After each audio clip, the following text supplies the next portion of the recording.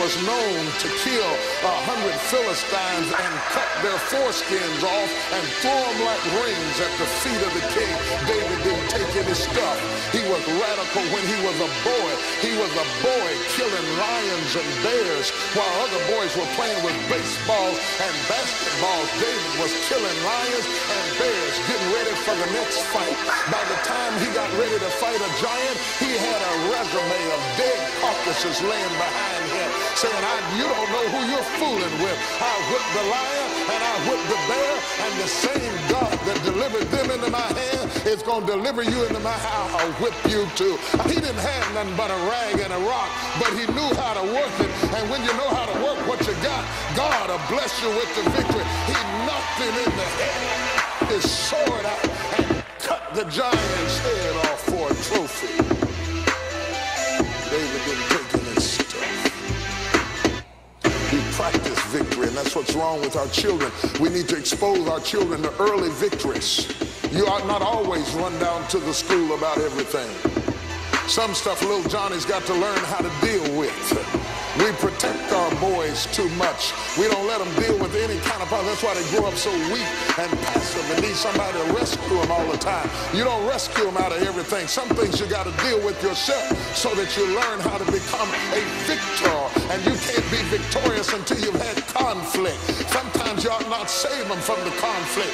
Throw Jonah overboard and teach him how to swim so he can get some victories up under his belt. It changes the way you walk and how you talk, and you hold your head up straight. Once you have come through something, you get some boldness. You feel a kick from your testosterone when you whip something. Just because you got testicles doesn't make you a man.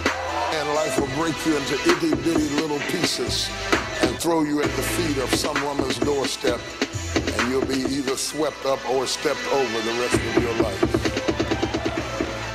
But not David. David was a man of war.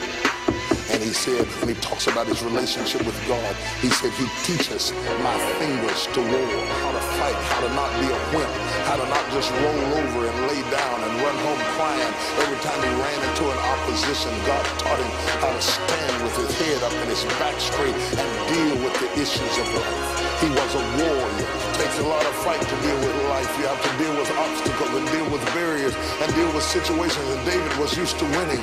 And that's what the Bible calls a mighty man of valor. They accept responsibility, whether they're right or they're wrong. When they do something wrong, they accept the responsibility and they say, I was wrong. They don't blame everybody for everything. They say, I was wrong about it, but this is what I'm going to do to fix it. A mighty man of valor. But it means you don't run home to mama when you get it wrong. You stay there and work it out and put it back together again because you're a mighty man of valor.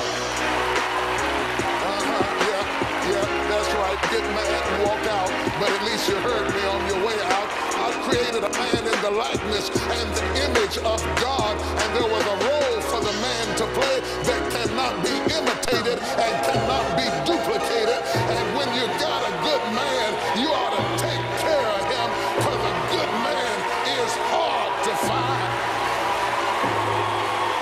The dying species, and he's a rare commodity. He's been out on the battlefield, and he's been in a whole lot of fights, and if you got one, you better hold on to him, because they're hard to come by. He was relentless. He was tough.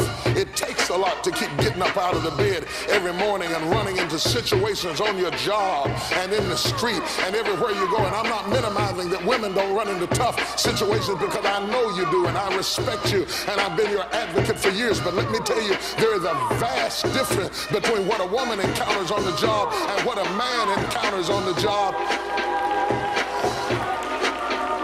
Push me, I'll belabor the point and prove to you, but when a man walks into a situation, he has all kinds of obstacles to deal with, not only from other women, but also from other men who handle you differently and get into contests with you and intimidate you. And by the time the man gets back home, he's been through hells that he never even mentions, and fights that he never even talks about, and belittling and demeaning circumstances that he has to swallow down every day and try to hold on to his integrity and still feel like a man, while the system is intent in treating him like a boy.